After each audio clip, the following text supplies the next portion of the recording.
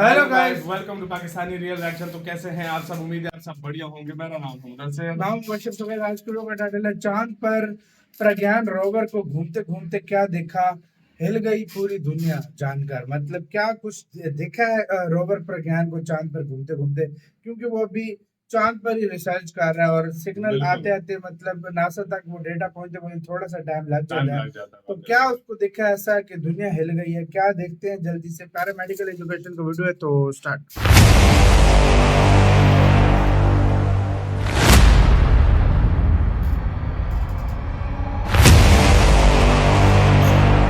तो रोवर क्या वो आना है बहुत हो रहा है भाई।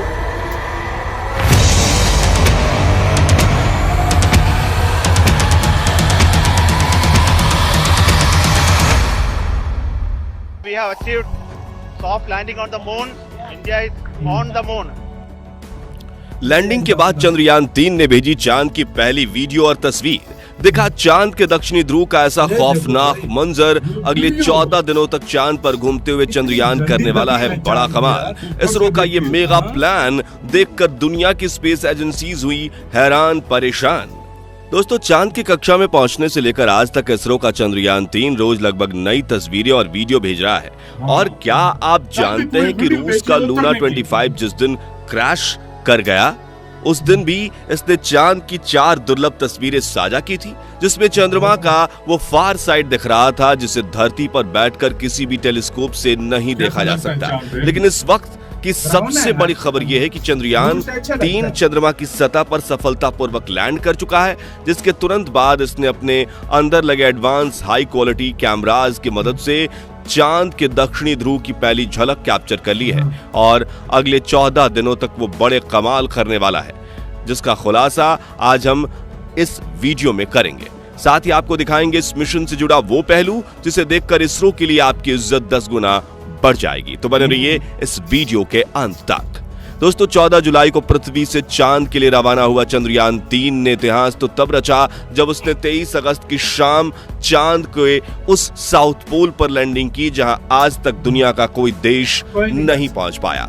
चंद्रमा का यह हिस्सा आज भी अपने अंदर अनेक ऐसे रहस्य समेटे हुए है, इसलिए दुनिया भर के वैज्ञानिक इसमें काफी रुचि दिखाते हैं। इसी बीच इसरो की तरफ से एक बहुत ही बड़ी गुड न्यूज ये आ रही है कि चांद पर लैंडिंग के बाद चंद्रयान 3 के विक्रम लैंडर की कंडीशन बिल्कुल ठीक है और इसने चंद्रमा पर रिसर्च करने के लिए अपने प्रज्ञान रोवर को चांद की सतह पर खुला छोड़ दिया है। और ये एआई रोबोट अगले 14 दिनों तक चांद के बहुत बड़े खुलासे करने वाला है। वहीं विक्रम लैंडर के एडवांस कैमराज ने चांद पर अपनी लैंडिंग साइट की सबसे ताजा तस्वीरें भेजी हैं। इन लेटेस्ट फोटोज में आप सूरज की रोशनी को रिफ्लेक्ट करके चमक रही चांद की खूबसूरत सतह को साफ साफ देख सकते हैं। साथ ही ये भी देख सकते हैं कि चांद की सतह कितनी ज्यादा ऊबड़ खाबड़ है, जिसका ये हाल लंबे समय तक उल्कापिंडों की बारिश की वजह से हुआ है। वहीं लैंडिंग से ठीक पहले विक्रम लैंडर पर लगे लैंडर पोजीशन डिटेक्शन कैमराज ने चांद की कई कमाल की फोटोज खींची थी और इसरो द्वारा शेयर की गई इन तस्वीरों में आपको कुछ नाम लिख के दिखाई दे रहे होंगे, जो कि चंद्रमा पर मौजूद बड़े बड़े इम्पैक्ट क्रेटर्स हैं, जो यहां से तो हमें केवल गड्ढों की तरह दिखाई दे रहे हैं। लेकिन चौंकाने वाली बात यह है कि इन्हीं रहस्यमय गड्ढों के नीचे 1-2 किलोग्राम नहीं बल्कि पूरे 10 करोड़ टन पानी मौजूद हो सकता है और कई बेशकीमती खनिजों का भंडार हो सकता है, जिसका रिसर्च करने के लिए विक्रम ने अपने प्रज्ञान रोवर को रवाना कर दिया है। तो चंद्रयान 3 के रिसर्च मिशन के ऑब्जेक्टिव्स क्या हैं और ये अपने रिसर्च के दौरान चांद के किन किन रहस्यों से पर्दा उठाने वाला है, जिससे नासा और रूस को भी जलन होने लगी है, आइए जानते हैं। दोस्तों, विक्रम लैंडर पर कोई टायर नहीं लगे हैं, यानी कि लैंडिंग के बाद अब वो अपनी जगह पर खड़ा होकर चंद्रमा पर रिसर्च करेगा, जिससे ये चांद के पतले वातावरण के अंदर मौजूद प्लाज्मा पार्टिकल्स पर स्टडी करेगा।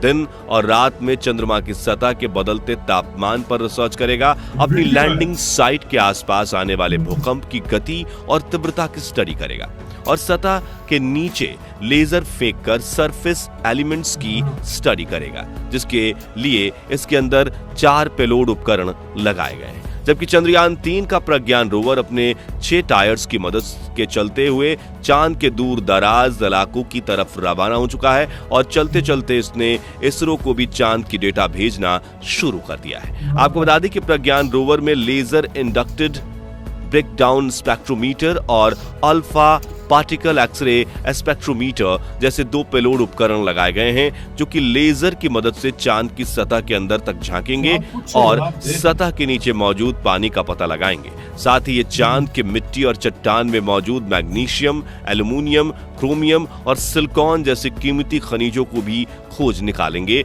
और इस रहस्यों से पर्दा उठाएंगे कि आखिर चांद के अंदर क्या छुपा हुआ है। यानी अगर अपने इस मिशन में विक्रम लैंडर और प्रज्ञान रोवर ने चांद पर किसी कीमती खनिज या पानी का भंडार खोज लिया तो ये इतना बड़ा कीर्तिमान होगा कि भविष्य में जब भी चांद का नाम लिया जाएगा तो इसके साथ ही इसरो और भारत का नाम भी जोड़ा जाएगा। आपको बता दें कि ये रिसर्च मिशन चांद के 1 लूनर दिन जो कि पृथ्वी के 14 दिनों जितना है, जिसके बाद चंद्रयान 3 का विक्रम लैंडर और प्रज्ञान रोवर अपने आप निष्क्रिय हो जाएंगे और सदियों तक चांद की सतह पर खड़े होकर भारत के नाम का ठप्पा लगा देंगे।